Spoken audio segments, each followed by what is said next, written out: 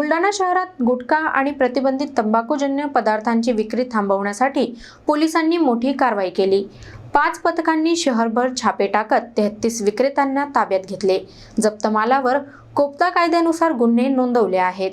बुलढाणा शहरात गुटखा, तंबाखूजन्य पदार्थ आणि गांजा रोल्स सहज उपलब्ध होत असल्याची तक्रार वाढत होती। या गंभीर कृत्यांवर अंकुश आणण्यासाठी पोलीस अधीक्षक तांबे यांच्या मार्गदर्शनाखाली विशेष मोहीम राबवण्यात आली। उपविभागीय पोलीस अधिकारी सुधीर पाटील, शहर पोलीस ठाण्याचे अधिकारी, अंमलदार आणि आरसीपी पथकाने मिळून 5 स्वतंत्र टीम तयार केल्या। सायंकाळी शहरातील विविध भागात पानटपऱ्या आणि दुकानांवर एकाच वेळी छापेमारी करण्यात आली। या कारवाईत 26 ठिकाणी तपासणी करण्यात आली आणि एकूण 33 जणांना ताब्यात घेण्यात आले। त्यांच्याकडून गुटखा, सुगंधित तंबाखू, सैल तंबाखू आणि प्रतिबंधित पदार्थ जप्त करण्यात आले। सर्वांवर कोपता कायद्यानुसार गुन्हे नोंदवले आहेत। कारवाई दरम्यान अवैध दारू विक्रेत्यांवरही लक्ष देण्यात आले। 5 दारू विक्रेत्यांवर कारवाई करून मुद्देमाल जप्त करण्यात आला असून आरोपींना शहर पोलीस ठाण्यात आणण्यात आले।